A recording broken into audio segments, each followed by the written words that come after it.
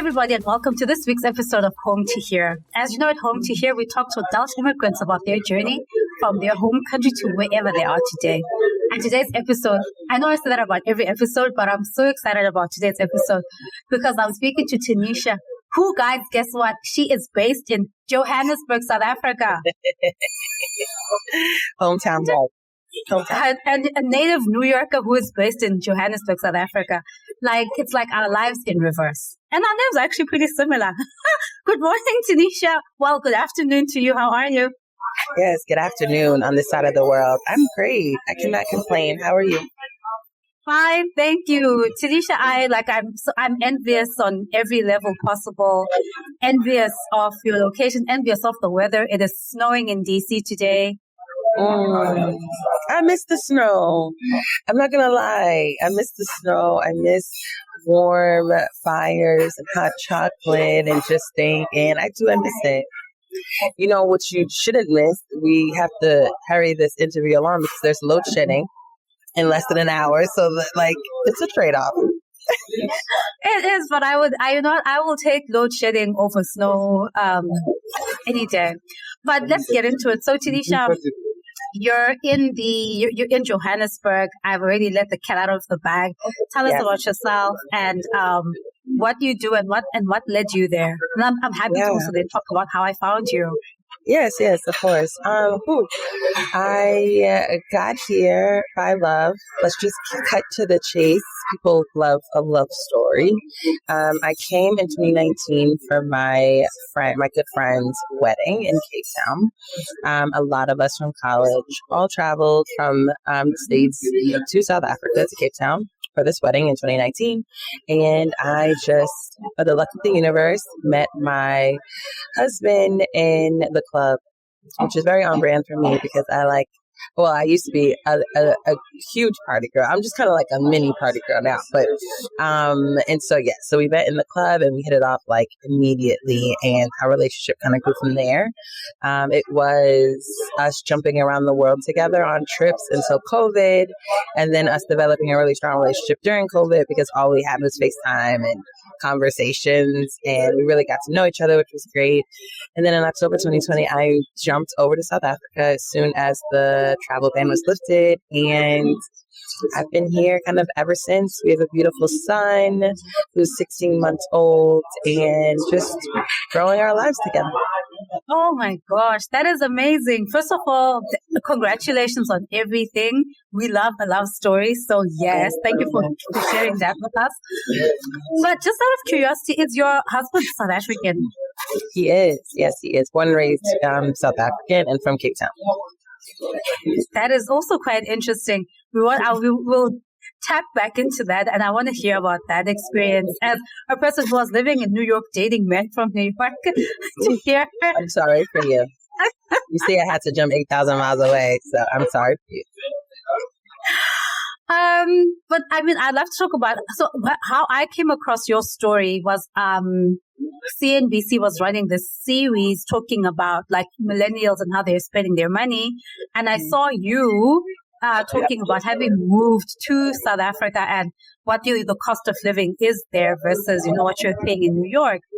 And at that time, I didn't have this podcast, but I knew that I wanted to start having conversations with immigrants about their experiences. So I kind of kept that in the tuck. And at the right time, now that, everything has come together, really fortuitously, I'm so glad that we're not able to have this conversation. Me too. How the universe just put everything together. Literally, my life has changed dramatically since that interview, which is so crazy. That was 2021, just wild. So tell us about what was your life in New York like? What was it growing up in New York? Everyone always loves to hear the story about the native New Yorkers. The greatest city in the world. I am a true New Yorker. Through and through. I love concrete. I love trains. I love everything about New York. I love Chinese food. I love New York pizza. I love everything. I was born and raised in New York City, in Harlem to be specific. I thoroughly enjoy being from New York because I truly think it is the best city in the world, mainly because of all the different types of people that you come across and all the different types of people that are in New York. And so I have friends from all walks of life because I'm from there. Also, like, it just teaches you there is a grit. There's a little bit of like a guard that us New Yorkers have, but I don't know. I enjoy um, being from New York and having that guard and using it where necessary. Being very confident, I would say. New Yorkers are extremely confident people. I do enjoy that. So yeah, growing up in New York was great. I went to an independent school on the Upper East Side called Manhattan Country School, which I loved.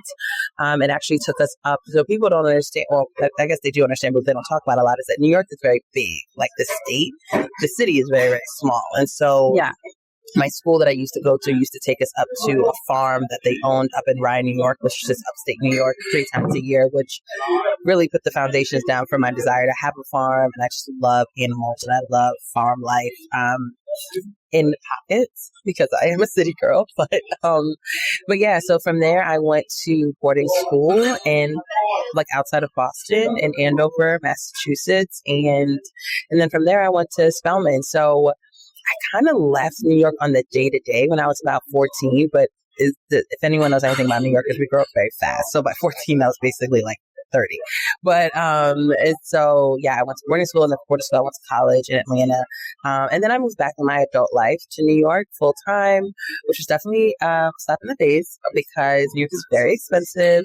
It's very difficult to live in. And I started my business there and I was lucky enough to take over my parents' apartment, rent stabilized apartment, which is like a blessing in New York. For those who don't know, rent stabilized just means that like someone signed a lease maybe in the 70s or the 80s, and New York is not legally able to like increase the rent dramatically, so they only increase it incrementally, and so the rent stays pretty low. And so I built my business there, started my businesses, built my business. My friends were all there. I had a pretty it was tough because New York is expensive, but it was a pretty comfortable life before I moved to South Africa for sure. Started a public relations and marketing company, so a strategic communications company in New York. Started in entertainment, and New York, it was about the hustle, networking, meeting people, all that good stuff. And then in 2019, I started a talent agency where we brand manage talent from all walks of life, from content creators, chemists, sports players, actors. And so I started that in 2019, and I do run both businesses out of South Africa. Oh, wow. And when you were telling, now you take us to the moment when you were starting to talk to your family and friends and being like, guys, I'm going to South Africa. What were their reactions to that news? That conversation didn't happen. So there was no reaction. I think when I first met my husband, I snuck to Africa. Okay, let me take you back. When we first met, it was very like happenstance. He wanted me to come back immediately. So I did. I came back in 9 days from coming back to New York. 9 days later, I was on a flight back. Now, I only told my sister and my best friend at the time. Flew all 8,000 miles to see him, had a great time, came back. The second time I went to Africa, again, I only told my sister and my best friend. But my mom and I speak a lot. And so she was trying to get in contact with me. And because of time zone difference and me being in love and having fun, I just was missing phone calls. And then, of course, she started the rounds asking people where I am, what I'm doing, and my niece let it slip that I was in Johannesburg. And my mom flipped her lid, to say the least, threatened to imprison my current husband, who was just my boyfriend at the time, for kidnapping me. So there was a lot there. So I think what really helped them be okay with me coming in October 2020 was the fact that me and him talked every day, all day during COVID. And I was staying with my parents at the time because they had a house and I didn't want to be in the city in an apartment. And so she would see me talking to him and engaging with him and our relationship growing. So I think that she felt like comfortable enough to like allow me to go. Plus I was 32. So let's start there. But also, I'm also kind of a wild child. And so I feel like my parents are always ready for me to do something or say something that's a little outlandish. So I think it was a beautiful storm of all of those things, so that when I told everyone that I was going, I had been talking about this man for months and months and being in love with him for months and months, that everyone was just kind of like, go, because we're actually tired of you talking about it. So you should actually. I love that. And you really gave your parents a big scare. My mom was not happy. Was going to South Africa for your friend's wedding your first time in Africa? You know what? Ironically, no. I came to South Africa when I was 15 for an exchange program for like 6 weeks in Simonstown in Cape Town. So like right outside of the city, up in the mountains. And yeah, I like, it was a bunch of high school kids from South Africa, from Europe, and from the States. And I remember it. Like, I remember certain things about it so distinctively. But I don't, and I had like a drum that my mom put like the date that I left on. It's like these things that I look back on now and I'm like, I would have never in a million years thought that I would have moved back to South Africa and like started a life. No. Yeah. And then I've been to Ghana and I've been to Kenya, but those are the only, and Botswana. Okay. Oh my goodness. So why did you and your husband decide on South Africa? Because it could have gone the other way. He could have come to New York. And I mean, when you're thinking about it, like economically, when people, at least from an African immigrant's perspective, it's like you want to move to the place with a better economy. So just out of curiosity, why did you guys decide for you to go to South Africa as opposed to him moving to New York? He does not prescribe to America the Beautiful. I will tell you that. He has been, and 0 stars, does not recommend. And so, I think he is a professional cricket player, so he has to be on the continent to do his job, specifically in South Africa. And he has no interest in retiring soon. So that was kind of like a no-brainer. I'm an entrepreneur. I can work from anywhere. He has to be in South Africa. And so, yeah, that was kind of a no-brainer. And also, like, yeah, he never really had this like extreme desire to move to the States. He's never something that he had brought up to me. Yeah, I think he just had some things that he needed to finish and accomplish here. And I was down with leaving the States for sure. And for you to make that decision to leave the US, what were some of the things that you considered, because you had a whole life, and it's not like when I moved to the US, like I had planned, like, I mean, I was coming to grad school, so I was prepared for that, to make that move and, everything that it encompassed.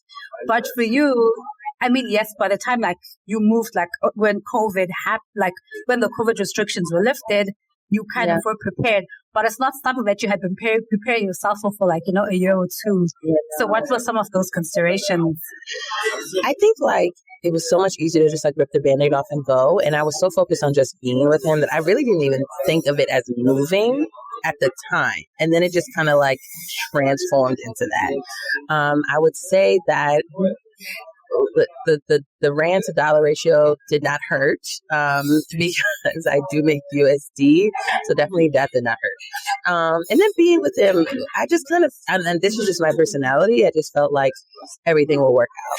Like I need to be with this person, I need to be in this place, like everything will work out. And I visited South Africa, Durban and Joburg before I made that move, and so I always felt super comfortable in the country. And so it wasn't like there was literally no hesitation. But I feel like that is a testament to like the country of South Africa and how beautiful and welcoming it is. And two, part of my personality of like I just jump and I just figure things out on the way down. And moving, like you visited South Africa, like you said, you visited, various provinces. I almost said various states. Oh, the South Africans are going to eat me today if I say various states. You think you're American now. The various provinces. And so living and visiting are very, very different things. Yeah. So what was that, expectation as a visitor to now you have to go to Pick and Pay to go and find toothpaste and toilet paper. versus like, you're like living at your man's place and like everything is there. And now it's like driving on the other side of the road, no public transport. Let me not say no public, well, compared to New York. Right, compared to New York, but that's an anomaly. I think that like, I don't know. I just never, I always felt very comfortable. Like, and I don't know. I didn't have any of those hesitations or like things. I mean, there are things that I miss about the city, mainly the walkability of it, like being able to go outside and go wherever I want to go, or the load shedding is definitely another one, or like the way things work sometimes with like airtime and data and prepaid electricity, just like those things that I had to get used to. But honestly, when I came to visit Joburg, I took a few business meetings, which probably really, really sealed the deal for me, because I took a few business meetings with potential like talent or partners or people that I would work with. And I just felt like I could, like, this is possible. You know what I mean? Like, they took me to, I think Melville was one of my first meetings. And I was like, wow, this is like a really cool bar. Like, so it felt very normal. You know what I mean? And I've been, like I said, I've been to Ghana, I've been to Kenya, I've been to Botswana, and I've never felt that way about any of those countries. I just feel like South Africa is, like they like to say, Africa 101. So it is a really easy transition, in my opinion, and easier than maybe some other African countries. Okay. And you've mentioned like terms that obviously like I'm familiar with, but for your friends from America who might be listening, can you please tell them what load shedding is?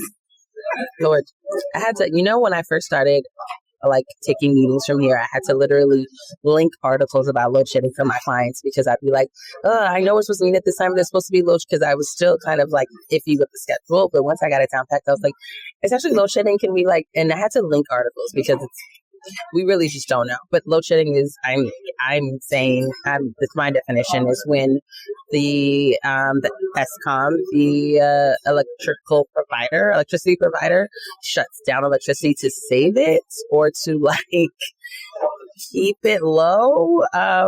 Still not quite sure about that, but they're spreading the electricity to other places. So no, not everyone, like when you can't have all the lights on in the house at the same time. So that's really what it is. You gotta shut some lights off. Oh. So they shut some lights off in one room so other people can get lights in another room. You see? So that's they're spreading the load.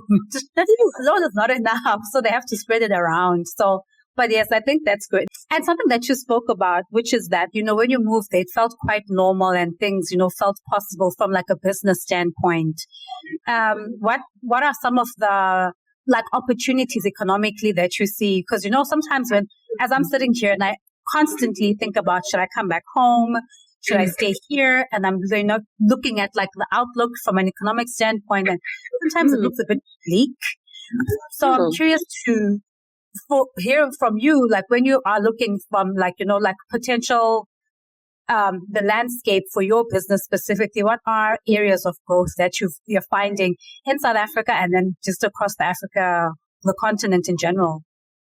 Yeah, I think what is the vibe? I have a very unique, I think I'm not privy to local economic struggle, right? Because I don't have a local job. I don't really know. I still work heavily in the States, make USD, all of those things. So like, I never really looked at the economic landscape of the country and how it affects like my business, because it doesn't directly all the way affect my business. Now we did do some local work, and I've had to like refigure out rates and different things based on like local thresholds. But I have always, before South Africa, wanted to run a global business, Europe, States, Africa. And so that's where my mind is always like, when it comes to economics, it's like globally, what's the potential here? And so even when I do sign clients here, my number one thing is that they are a global talent, like somebody that I can expand into the territories of the UK or the US, because that's important to me. So I don't think I work enough locally to like have it impact me on a day to day. I really truly want to take South Africa to the world, right? And that is for that, and respect to that, right? And working with South Africans to make that happen. I'm very aware that I'm like coming from another place. But that is my real goal, is to take South Africa to the world. So the local intricacies, I don't always get caught up in. But yeah, I'm working from a global perspective.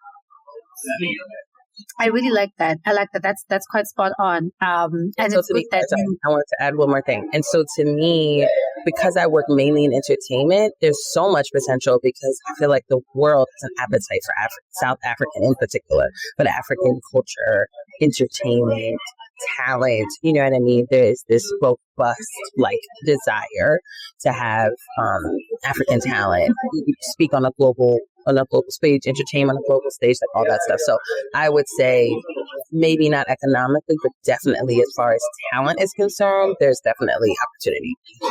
That's great. Maybe I should come back home and kind of amapiano album.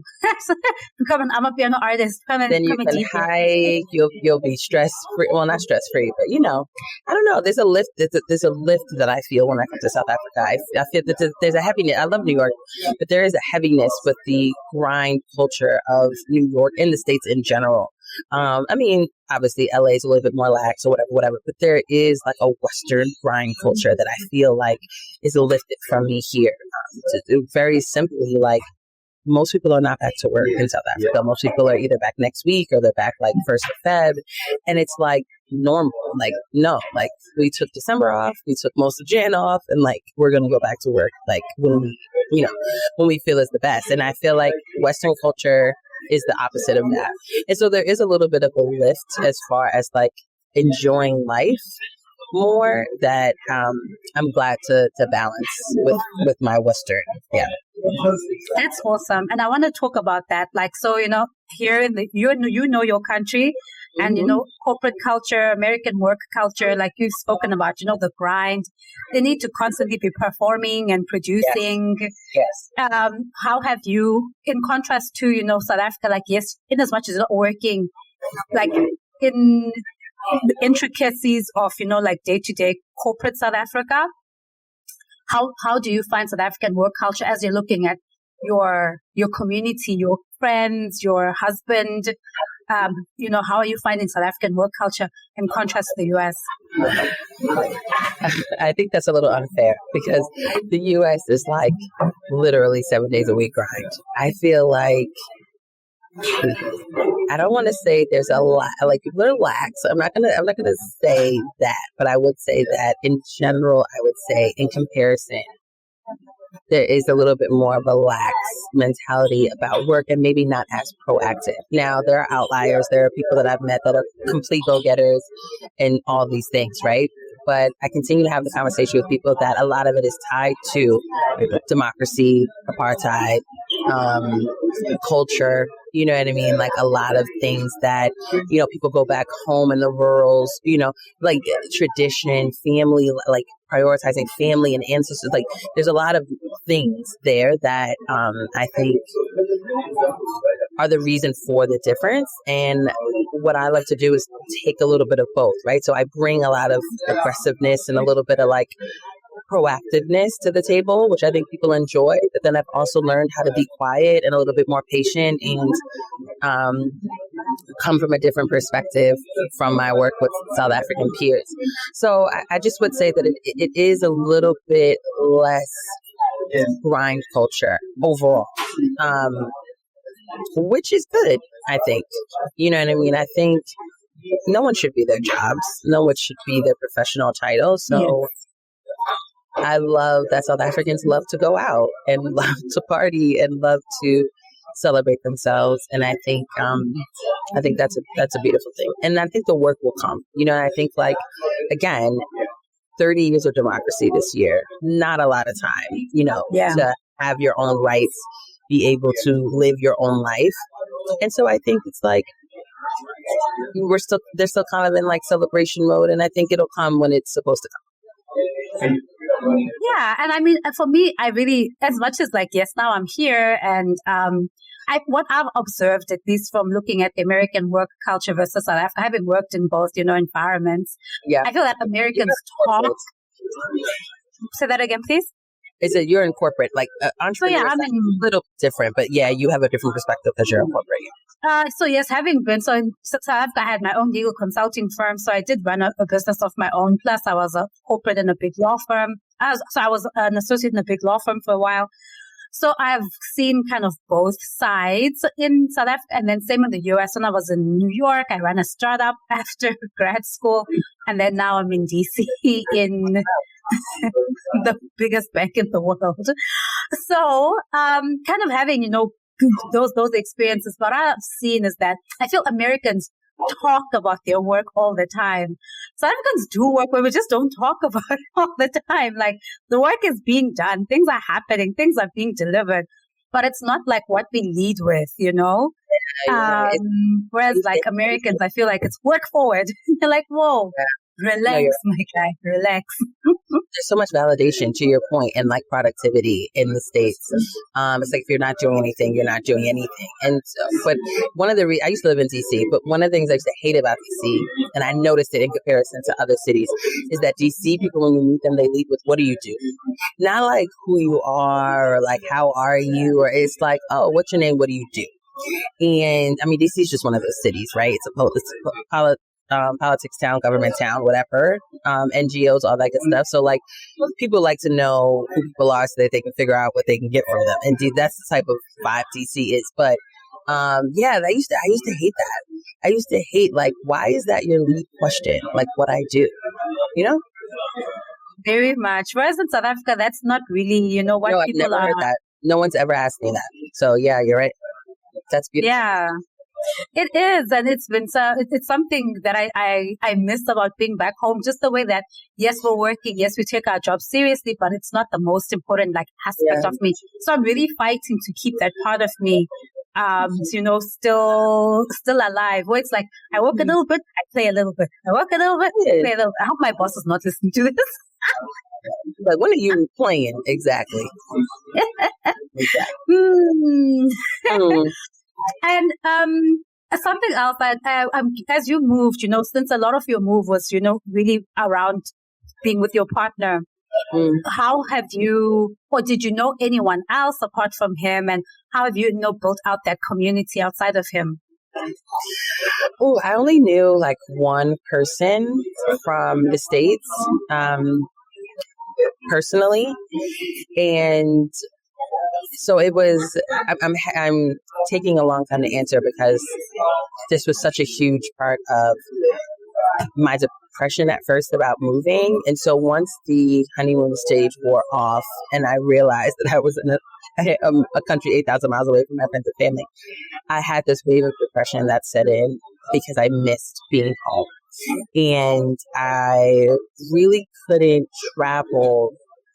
I don't know at the time. Now it seems like a long time ago, but like I felt like I couldn't just go home. I don't know why, but it's and so there was a really bad period of like he's my only friend, you know what I mean? And I'm like only with his friends and only with his friends' girlfriends and only with his cousins and then sometimes when they're around each other, they only speak Xhosa, right? And so it's like I've never don't ever not change because I'm around, but it's like it just and just like the little things about like jokes that we have in New York or Atlanta or wherever, jokes between my friends that you just come out, right? I missed brunch with girlfriends on a Saturday because I didn't have girlfriends, and so it was very, very difficult, and it was a big issue with our relationship at the beginning because I felt like I was making a big sacrifice and he didn't realize that it was a big sacrifice because we were going out, we were having fun. What's the issue? You know what I mean? And I'm very close to my friends and family, and he didn't realize that until he came to the States and actually spent time with my friends and my family. And then he was like, "Oh, okay, I see why it was such a big issue to you." And I was like, "Yeah." So it was a major issue. And then I got pregnant. Lord. Then I got pregnant. So then that like makes you even more isolated. And then when I had my son, I decided that I was going to go out and like go out there. I was going to go to events by myself. I was going to do things by myself because that's the only way that I was going to really meet people. And it literally, and this was February of last year, so it wasn't like a long time ago. it completely changed my experience here. Completely changed. So now I'm able to go out without him. I have my own friends. I have my own thing. I have my own clients. And my day is not filled with whatever he's doing, but like whatever both of us are doing. And I think it was a huge, like he even says to this day, like you prayed to have your own people, and now look, I'm really proud of you. So it was tough at the beginning. It was really, really tough. And even now and then I get like, oh, I wish I was with my friends this Saturday, you know what I mean, this weekend or whatever. Thanks for sharing that. Thank you so much for talking about that. And I hope that the Ubuntu of South Africa, is starting to embrace you. And no, they have in the beginning. Yeah. I know, like, for us, like when we're with your people, sometimes you just like stop speaking English, and it's nothing malicious. It's just there's some things that English just cannot express sufficiently. Yes. And honestly, sometimes I like understand. You know what I mean? Like the laughing cues, and like sometimes I like get what's being said. But to your point, there's a certain language that me and my friends speak that like I just fall into around them. But no, I love his young cousins that are our age, his friends. They literally have become my friends. I just wanted my own life, which is just who I am, and I just like having my own thing. And so I'm really grateful that it has blossomed into that, and I just think that was a journey that it needed to take. Yeah. So many things now. Okay, so talking to you about the first of all, I like how you said Xhosa. Well done, girl. You got it. So you went to Spelman. For those who don't know, that's an HBCU, so historically Black college and university. And I learned about HBCUs when I moved, actually through Beyonce. When she did the homecoming, I was like, yes. Oh, what is this? There's so much education happening around. I'll tell you more based on your questions about that. Yes. So in essence, like, you're in a primarily Black space in college, at least. And then, New York, Harlem is a Black neighborhood. Well, yes. For now, kind of, right. Gentrification is coming hard and fast. And now you're in South Africa, kind of like, post-apartheid South Africa, and which is now living in a Black country. How do you see yourself as a Black woman now, living in a Black country? Has your Blackness or your view of yourself as a Black woman changed from living in the U.S. to now being in South Africa? Wow. Why would you hit me with such a... Don't ask me. So they say I ask hard questions. I don't know. I don't know what to do. I'm just curious. I'm very curious. I would say there was nothing at the time that I moved to South Africa that could have made me feel more Black. So to explain that is like I had identity issues maybe when I was younger. And then when I went to Spelman, it was the key experience that allowed me to flourish in being a Black woman. And it's undeniably the best decision that my mother made for me. And the decision that I made to be there and to have friends that have turned into family, literal sisters. After Spelman, you could not tell me anything about my Blackness. And even though I still struggled here and there with just like business issues. So I used to go by my middle name, which is Dariana, and it's a little bit more racially ambiguous than Tanisha, right? Which is like kind of clear that I'm Black. But Dariana, like people, and I am half Latina, I am Puerto Rican. And so at first I thought that I wouldn't be as successful showing up in my Blackness as Tanisha, right? And so in my early 20s, I had to go through this coming of age, I would say, that was started in college and really made its way. So by the time I was 30, I'm Black. You know what I mean? I'm proudly, gratefully Black. And coming to South Africa, I really enjoyed Joburg versus Cape Town, which I know we probably don't have the time to jump into that, but I really enjoyed Joburg versus Cape Town because Joburg is the Blacker city, right? And I felt like I felt really comfortable seeing mostly Black faces doing really great things, which I experienced in Atlanta, in DC, and in New York many times, right? And so that led to the comfort of the space for me. I would say that. Now, the only time that was, I wouldn't even say challenged, that might not be the right word. But when I first arrived here, and again, we might not have time to get into this other conversation, but I was called colored, as you know. And colored I'm still figuring. It's worth getting into because it is something that, there's a lack of understanding around what color means culturally and what it means racially. So, I mean, to the extent that you're comfortable talking about that, I would actually ask you to do that, please. Yeah, of course. I think that I want to preface this with completely still learning, completely still confused, right?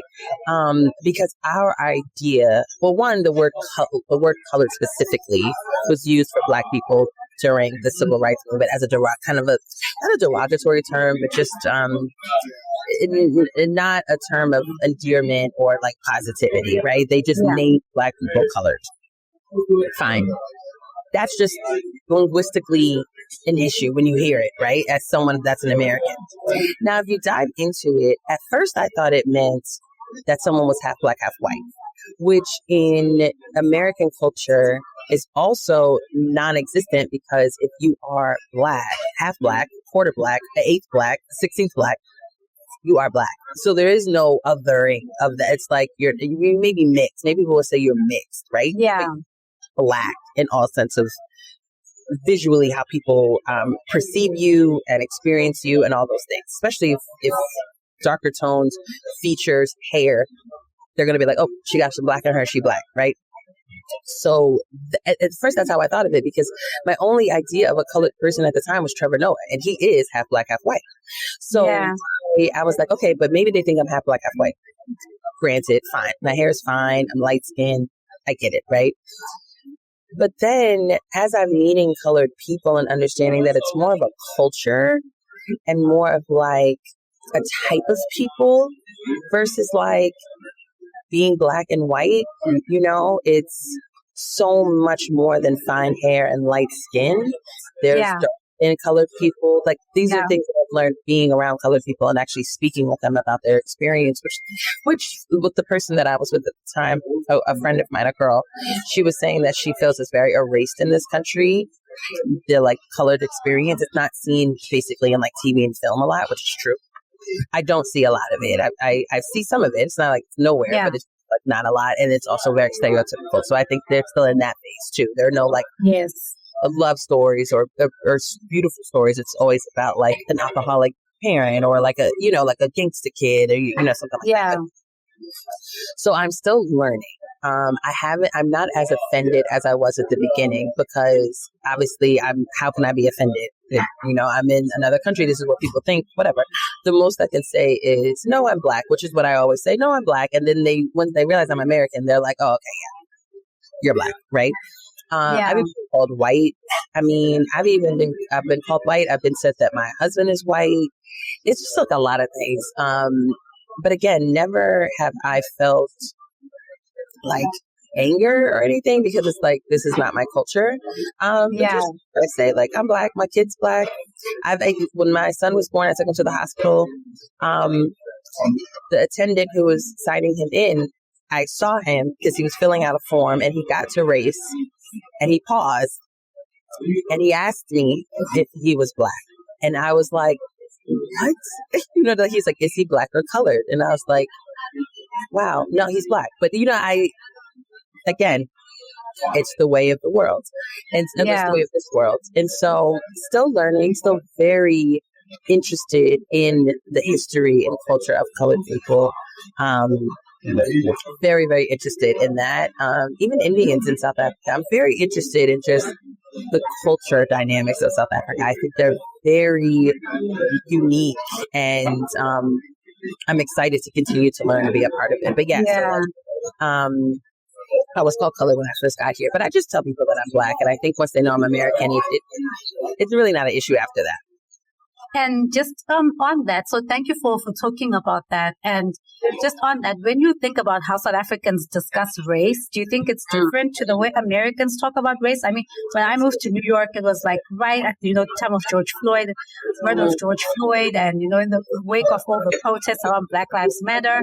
So I felt like at that time, honestly, I was like, these are, like, I'm observing the problems of this country. Like, these are not my issues per se. But I mean, like, now as I've lived here long and I've gotten to know American people and I've gotten, more into the society and understanding the culture, I'm like, yes, we're all integrated in the struggle and we all need to be liberated. And now now I'm in it. But I feel like I was just in grad school in Manhattan, like, I was like, I don't know what, like, I mean, this is terrible as a Black person, but like, I mean, the solution, I don't know what I can contribute to this. So now that you're in South Africa, now I'm hearing you talking about, like, you don't, when people name your racial identity, you don't do it with anger. And I guess in that somewhere, because you're like, this is not my country, not my culture per se. So do you think that the way we discuss race as Black people in South Africa and the US is different? Absolutely. I think that even when I tell people that racism is so prevalent in the States, they're like, is it? What? Like, they don't even believe that it could be, because the thought of a police officer killing a Black person in South Africa is not even fathomable. You know what I mean? It's not even a thing. But yeah, no, I absolutely think. But I think it's because our struggles were different, right? Civil rights and Jim Crow and slavery was different. You guys are from here, us white colonizers can't come in and say, we brought you here, go back to your country. Like, this is your country. You know what I mean? Like, there's differences in our histories that have allowed for this moment in time, and allowed for the disrespect of Black bodies, Black women, Black men in the States. It's because there's this idea of we don't belong there, versus here where it's like, actually, you guys are the majority and you do belong here. And it's really just an act of power economically and politically, right? It's economic and political and cultural and geographical, and, geographical here too, when you think about townships and displacement and all that other stuff. But it's a different, they're just differences that have led to racism being so prevalent in the States. Now, I would say, like, I've never seen a white cop in South Africa, not once in my entire 4 years. In the States, that's unheard of. They're all white. But it's because police officers historically are from slave officers. So, like, men who would be on horses and kind of monitor slaves in their work, they are the historical foundation of what policing and police officers are today in the country. And so, of course, they're all going to be white because they were all part of the KKK and they all were plantation drivers. You know what I mean? So, like, but here it's like 85% of the country is Black. You know what I mean? So it's like, who do you think is going out to the police force? You know what I mean? And thinking about job security and all these things, so, and who needs the job security, right? Like, I think that, so I think that absolutely race is different. But that's what makes me so excited about being here, is that, to your point, we're all Black, at the end of the day, and we all need to be empowered. And the best way to do that is to sit and listen and read and understand each of our struggles and each of our historical contexts, and like use that as fuel to just progress together. Like, I love just being here and observing and being around people and hearing stories. I love knowing more and more about South Africans every single day. And I love teaching my small perspective of being a Black American. And I think if we all just listened, so much could change. So much could change. So yeah, there are so many differences, but there's so many similarities. I agree with that. And maybe just like one more kind of like on a bigger topic and talking about another, something that's really important, at least in the US, that I've come to learn about is maternal health care. You spoke about your pregnancy journey. It sounds like you did all of that in South Africa. So why would you, it's not, your mom is in the US. I would have imagined that like, whatever, 6 months, 8 months, a lot of women, actually African women, some of my friends included, come to the US to come and give birth to their kids so that their kids are born with American citizenship. Yeah. They move here at like 6 months and then they rent an Airbnb and they wait until their due date. And then like when the baby's 2 months or so, they come back home so that their kids are born with US citizenship. Oh, wow. Yeah. So so you decided to have your son in South Africa. You could have kind of, come back home to New York and, So why did you opt to have a baby in South Africa?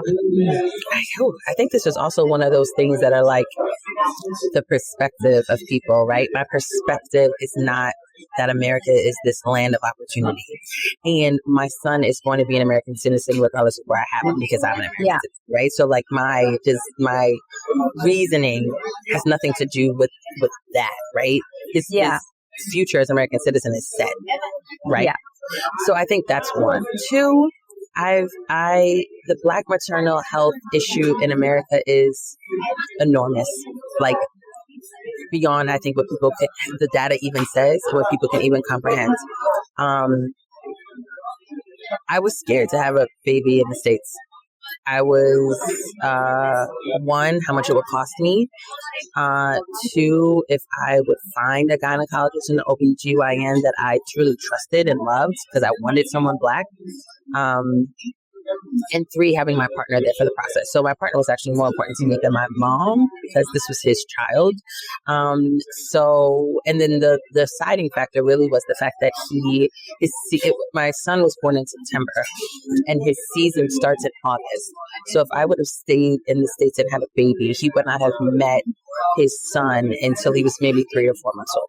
And so that to me was too big of I didn't want that. I wanted him to have his skin-to-skin contact the day. I wanted him to be there with me, to have that opportunity to connect with his son immediately as opposed to 3 or 4 months later. And so it was kind of a no. And I met an OBGYN that I just connected with. All three of us, me, my partner, and him, connected very well. He listened to me. He went through different scenarios with me. I never felt rushed out of the hospital during my appointments. And I had a really great birthing experience. Financially, it was something we can afford. Emotionally, it was something that was really beautiful. And then having my partner there with me was a priority. So the thought of my kid being an American citizen wasn't even on the list of things because it was going to happen. Yeah. Anyway. And has he come to the U.S.? Have you brought him to New York yet? Anytime. He's been there 3 times. Wow. Been there 3 times, yeah. When he was 8 weeks old, I took him to Christmas, and then he was in the States with me and his dad for 5 months. And then I feel like I took him one more time, but at least once, or at least twice, but maybe 3 times. Okay, so he's a perfect South African American. Yes, he is. Is that what you call him? American, South African, or South African American? Which one comes first? He's an African American. No, he's a South African American for sure. I love that. Oh my gosh, Tisha, I could talk to you all day. So we had a brief interruption because load shedding.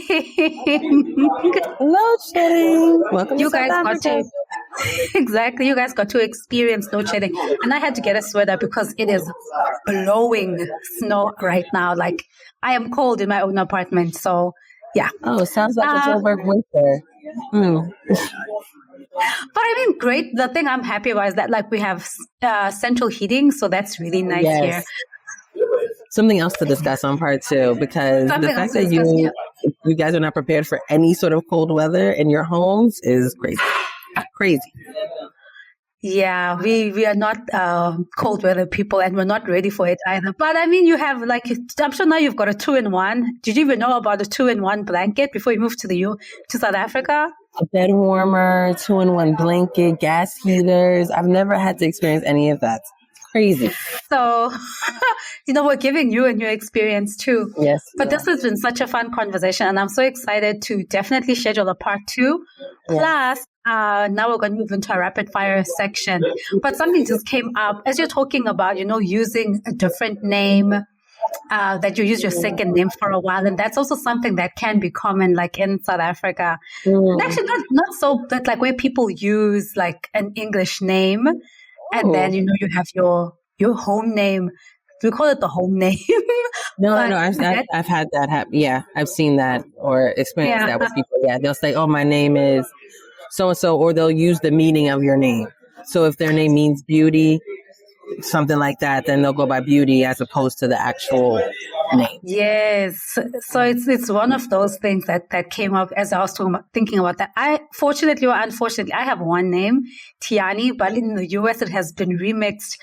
So I'm grateful for people like Tiana Taylor, but everyone thinks my name is Tiana.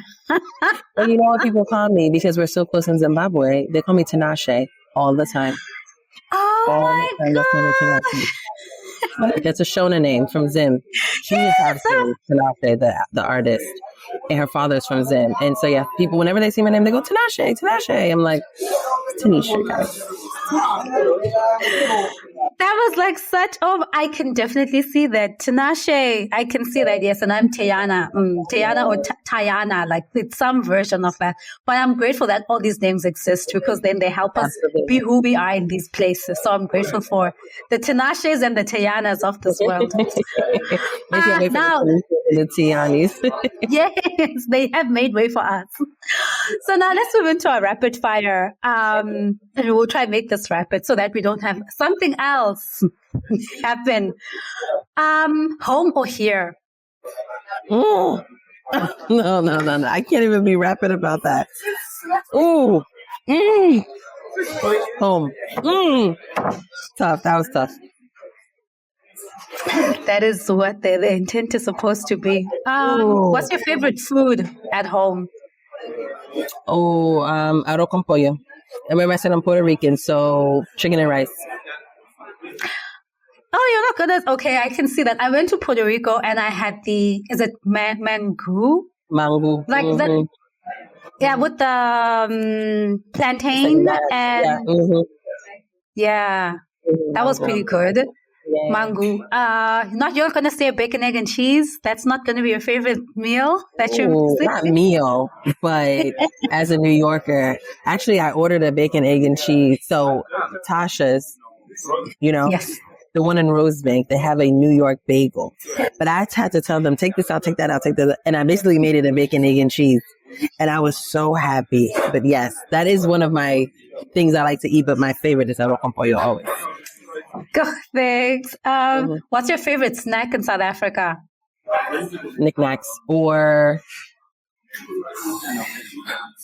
knickknacks. Snacks. You're saying snacks. So yeah. And any fruit because I love how things are in season here. That's not the same in the States. You can get a fruit any time of the year in the States.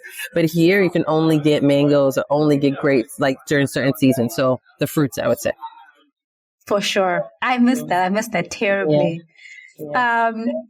If someone my husband's going to kill me because I want to call it vetkoek. But Amangwinya.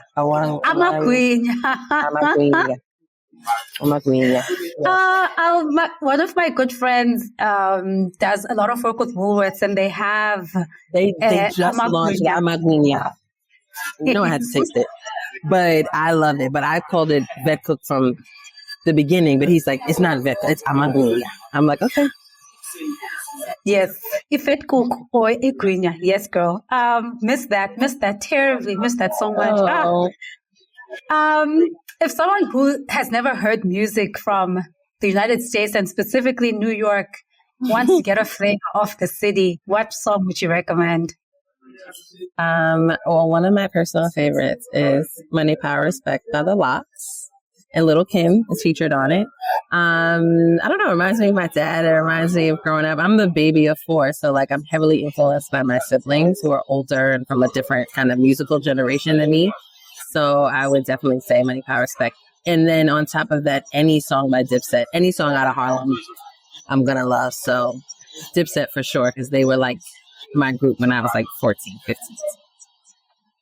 Dipset. I love that. I love that. I love what You want to say Tana, Cameron? Yes. You know, we we didn't even speak about how the influence of US media on South Africa and how you're experiencing that.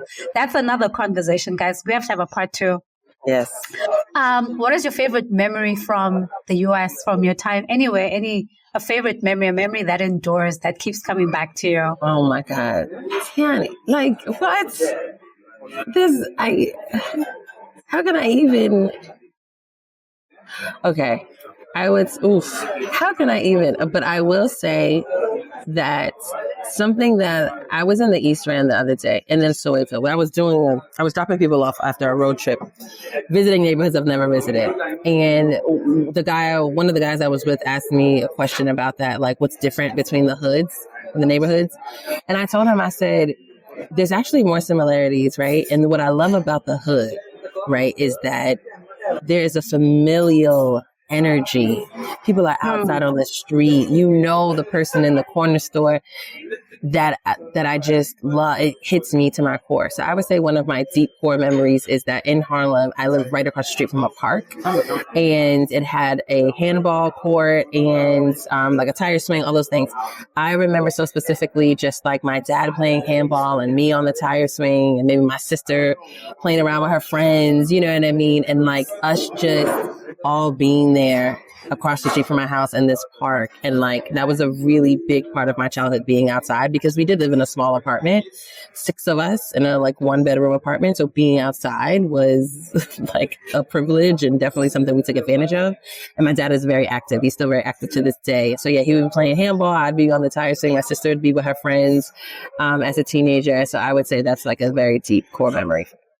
I love that. Thank you so much for sharing that. Thank you for sharing that.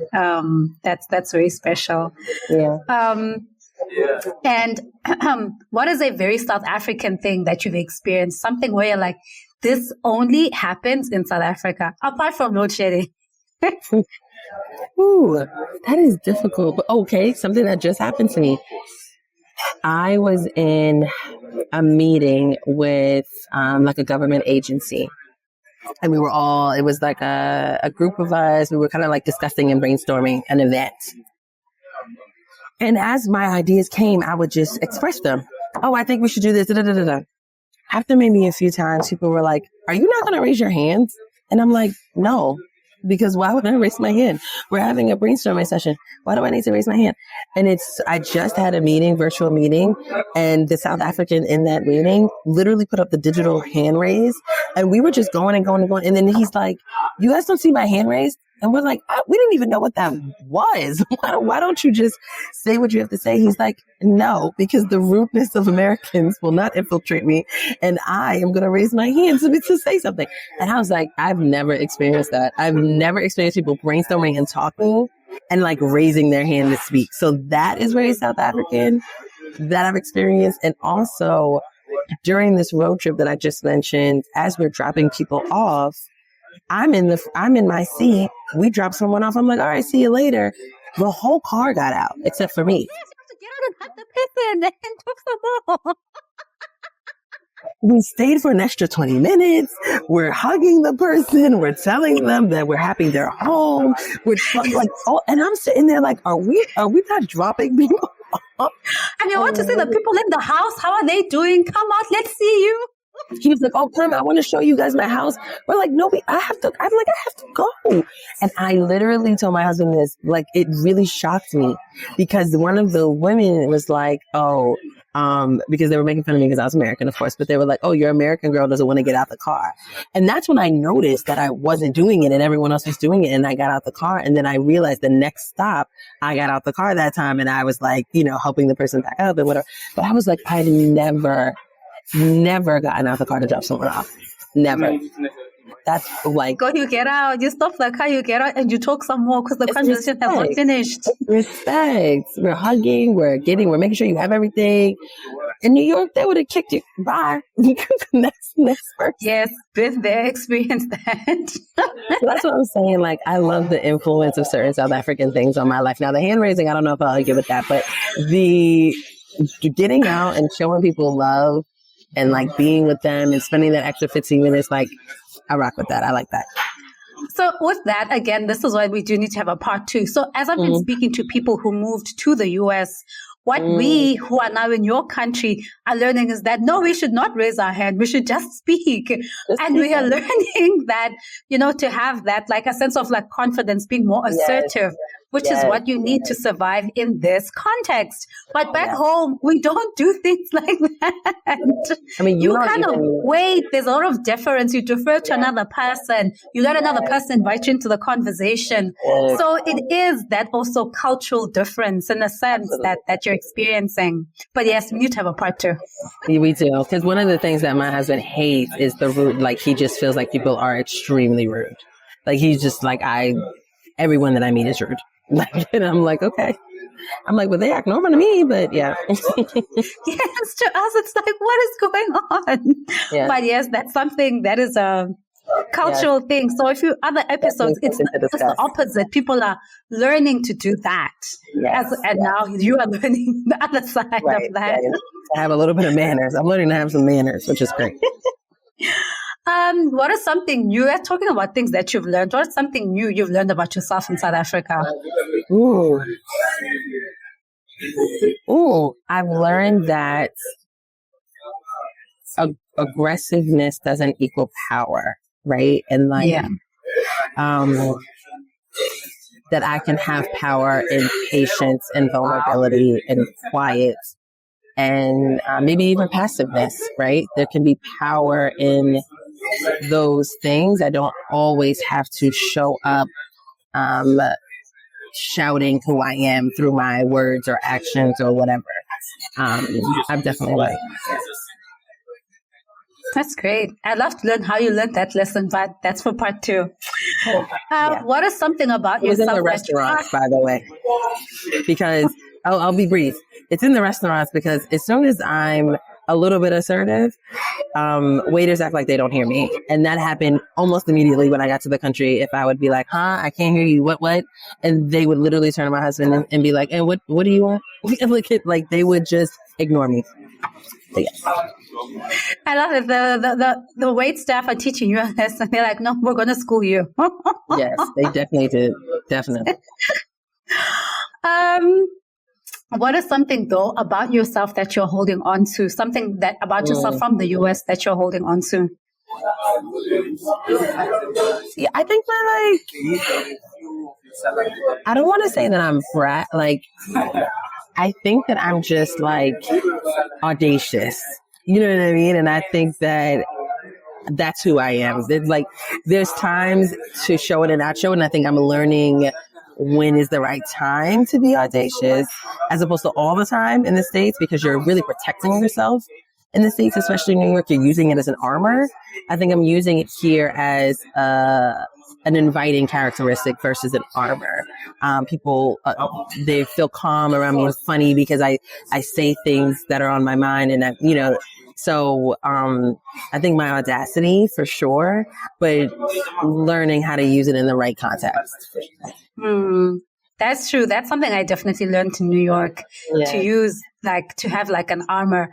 Like the rule on the subway, if you see anything, act like you saw nothing. Don't look at anyone. Don't stare at anyone. Don't talk to anyone. Mind your business. Mind your business, girl. I'm it's like, hi, is that person okay? What's going on? Mind your business, girl. So here in the US, it's very much like eyes front. Okay. Even though the saying in the subway, in the New York subway, is if you see something, say something.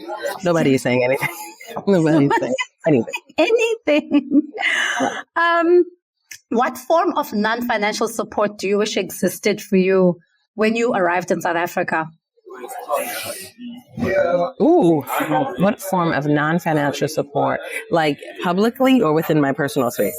Just within your personal space.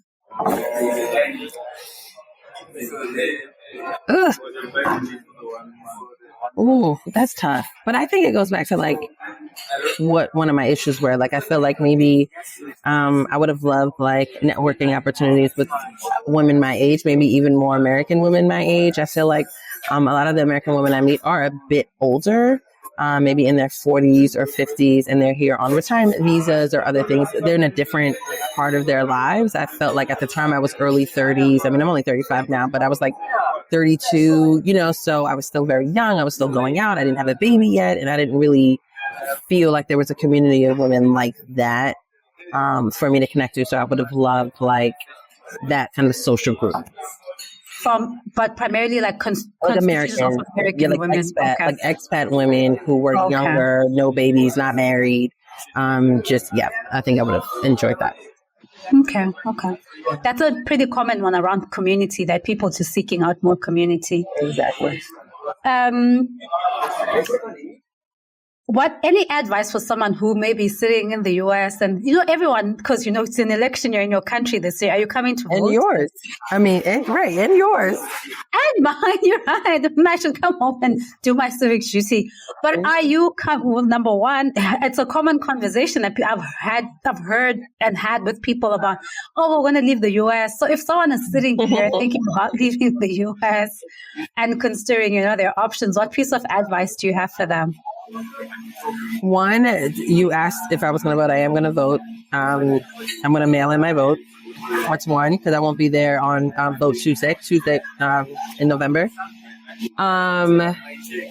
Two, what can I live? One, I absolutely think that people should live outside of the country. Now, I'm not saying permanently, but like even if it's a few months out of the time, I think travel opens up your world, your mind, your experience, your perspective, your respect for other humans. It's just like, it just opens you up. Like I said, like I'm learning patience in ways that I would have never learned it in the States because I'm in a whole nother cultural space.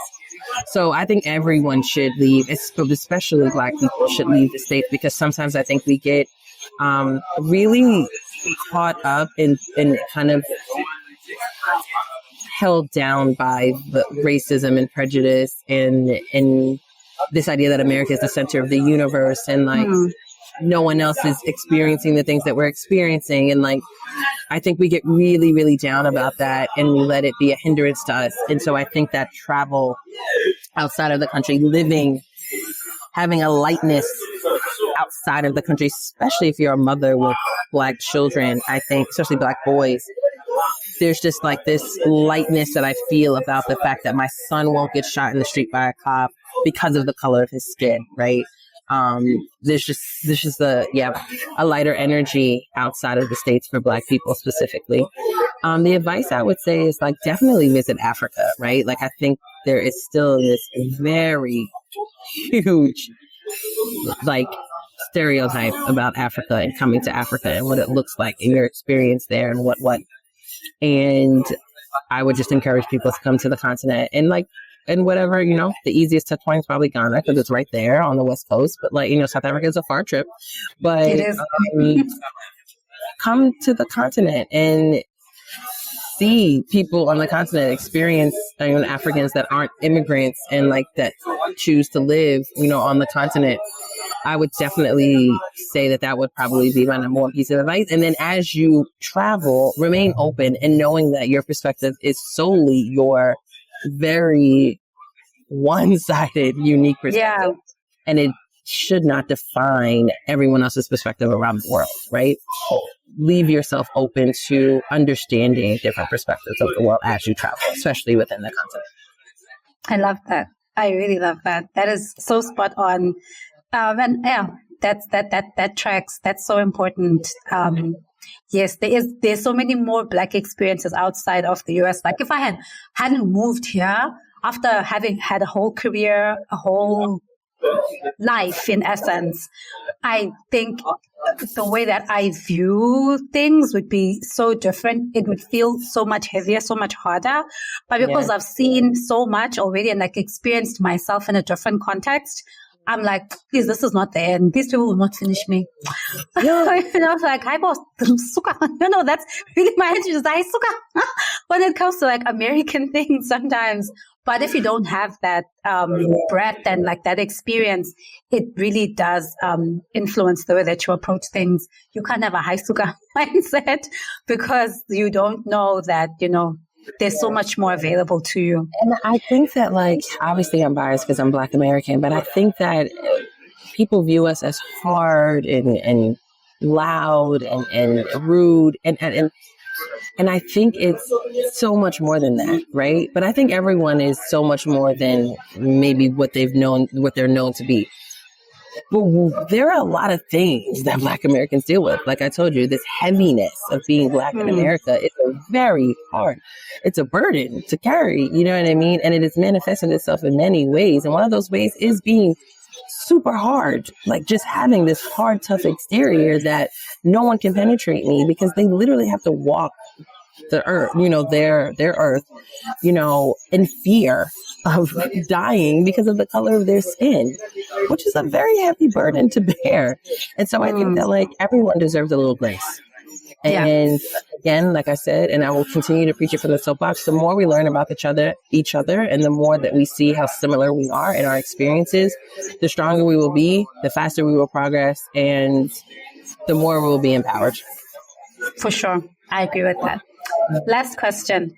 Has home become here? Yes. I have a love for South Africa that is very strong. And I think that being from New York, I know people who have moved to New York and maybe lived there 15, 20 years, and it's become their home. And I've never had that experience because I am from New York. You know what I mean? People aspire to live in New York, but I'm from New York. So like that's always, home in here has always been that. So to come to another country and feel that way just after a few years, like I'm experiencing the way people may experience like a New York. And I love it. I think the people are just great. The people that I meet, I mean, I'm again biased, my husband, my kid, but just people that I meet are like, I just think there's so much beauty and, everything, turmoil, everything. I love the lows and the highs of a place, right? And I just think that like Africa just has it. It's like, it really does. And to your point, people talk about like corruption and different things like, and so sometimes when I'm here, I'm like, I don't know what to do about that because I'm literally outside of all of that. But like, I hope that the things that plague locals or native people do get resolved. I know that in the world, we've seen that they don't always get fully resolved, but I really do want South African. And I know South Africans love South Africa. That's the thing. It's like, I don't have to tell them I love South Africa. And I love that too. Right. And so, home is definitely, it's a long way to say, but like, I'm trying to put into words how I'm feeling and I can't. And that's why I keep rambling because it's like, I can't even find the words to say how I'm feeling. But home is definitely here. I love that. Thank you so much, Tanisha. I really appreciate you talking to me from my home as I speak to you in your home. This is definitely something that I'm so glad to honestly close out this first season with. Because now there are very few people that I can have this type of conversation with who get both sides. So, and I feel maybe the same for you, that there are few people who get both sides. So it's really privileged to be able to have this discussion, and we definitely need a part 2. I mean, I didn't propose a part in person. Maybe. Let's make it happen. Your home or my home. Your home right here. Your place or mine. Exactly. So thank you so much. And there's still so many topics that we didn't even touch on, especially the fact that South Africans are the better dressed. But I will die on this hill. I will not let you have it. I will die on this hill. Girl, I'm in your shops and I'm struggling. I am like, all right, well, I'm going to help you because I will die on this hill. I will die on it. First of all, you guys don't have Amazon. So nothing that you can say to me, the fact that I can't get next day delivery, I don't want to take a lot. We have tailors. Everyone has their own tailor. Like for me, that is the thing. Like we have tailors. Okay. That is a very big difference maker. Buying a little Zara blazer is not going to cut it. Okay. You got that. We got it. Period. As you say, period. We've got it. No. No. But Tanisha, thank you so much. This was so much fun, and I will let you go. Thank you so much. Thank you for listening to today's episode. If you enjoyed the show and you want to stay connected, make sure that you are subscribed and following us on your favorite podcasting platform, which does include YouTube. Your support means the world to me, and it helps me to keep bringing you this type of content. Also, don't forget to rate the podcast, give us a good rating, and to leave a review, leave a comment, because your feedback also helps to shape the show and it lets me know what type of stuff you guys want to keep hearing and seeing. Lastly, if you have any questions, feedback, suggestions, DM me on our Instagram account, which is Home to Hear. We can't wait to hear from you. Bye, guys.